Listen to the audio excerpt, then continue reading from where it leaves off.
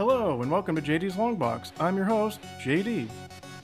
For this review, we're going to be looking at The Wake, published in 2013 and 14 by Vertigo, an imprint of DC Comics.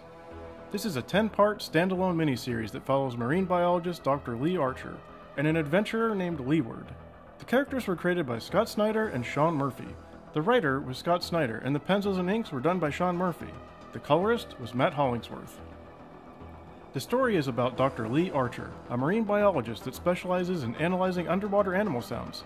She's been out to sea and is planning to return home for a visit with her 10-year-old son when she gets recruited by a federal agent to go to a secret deep-sea base to join a group of other specialists to analyze a mysterious signal. Then we get a flash forward 200 years in the future. It's a post-apocalyptic world where most of the world's cities have been flooded. Here we are introduced to Leeward, an adventurous young woman with a backpack hang glider for sailing over the drowned cities, and her sidekick, a dolphin named Dash. Part 1. Writing. Was the main character's motivation clear? Dr. Archer's goal was to solve the mystery and get back to her son as quick as possible. Though as soon as she learns the truth about the signal and its source, the rest of her story becomes a fight for survival along with the other experts she's been teamed with. We pick up with Leeward when she's discovered a radio signal that she believes holds the key to saving her drowned world. She sets off on a quest to find the source of the signal, and she's pursued by the ARM, the Army of the United States of America, a very different United States than we live in now. For Archer's story, I'm giving a 10, and for Leeward's story, I'm giving an 8. This makes an average of 9. Did the writer make me care about the protagonist and her goal? Yes, though I felt more connected to Dr. Archer's fight for survival than Leeward's quest through the Waterworld wasteland. For Archer, I'm giving a 9, and for Leeward, I'm giving a 7. This makes an average of 8. Did I feel menaced by the antagonists? Dr. Archer's antagonists were more of a force of nature and terrifying. Leeward was pursued by an antagonist who I wasn't really sure what their motivation was or what the threat would be if they ever caught her. For Archer, I'm giving a 10, and for Leeward, I'm giving a 7. This is an average of 8.5. Were there interesting twists and turns? Being that the biggest turn came in the form of a flash forward to 200 years in the future, where the world was flooded, every twist and turn in Dr. Archer's story made me wonder what would lead to such a devastating outcome. Leeward's twists came more in the quest form factor, where she would come into contact with friends or foes whose own agendas would sometimes match up with Leeward's, and other times put them at odds. For Archer, I'm giving an 8, and for Leeward, I'm giving a 9. This is an average of 8.5. Pacing. This was a long story. With 2 time frames and an occasional flashback to the dawn of time, it never felt like the author was trying to cram too much into a short space, and it also never felt like there were filler chapters to pad out the length. This gets a 9. Dialogue. Dr. Archer's story had very technical dialogue like a Star Trek episode, just what you expect from a bunch of experts. Leeward's future world had a lot of new jargon that were just contractions or omissions of current words. Most of them I didn't find very interesting, and at times were kind of confusing. They did do something that I found interesting, where they would use little pictograms in the word balloons for curse words that don't exist yet, and they all had something to do with sea life. An example is calling someone a pictogram of a stinky fish bone. It leaves the curse word up to the reader's imagination. For Archer's story, I'm giving an 8, and for Leeward's story, I'm giving a 7, plus 2 bonus points for the pictograms. This makes an average of 8.5. Were the characters interesting? I found most of the characters interesting, some for their visual design, and some for what they contributed to the story. Dr. Lee Archer was sympathetic and felt like a real human character. Leeward was plucky, adventurous, and tough.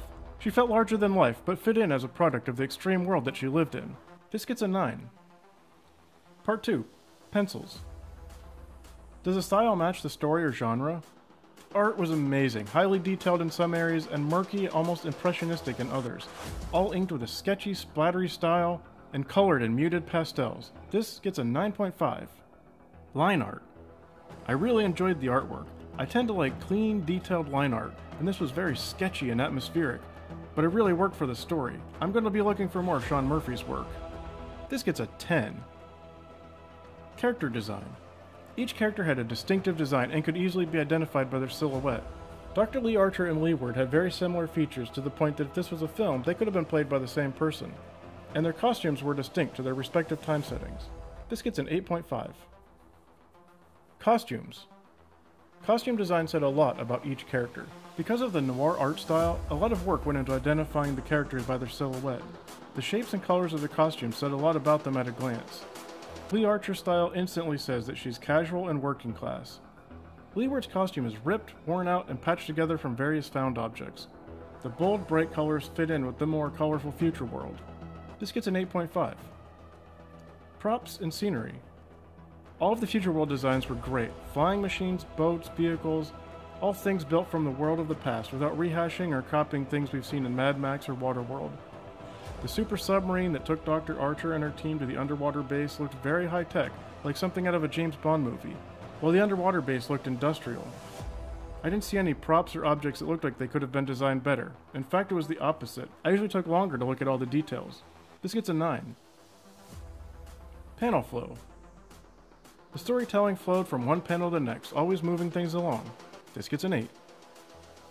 Is there good storytelling?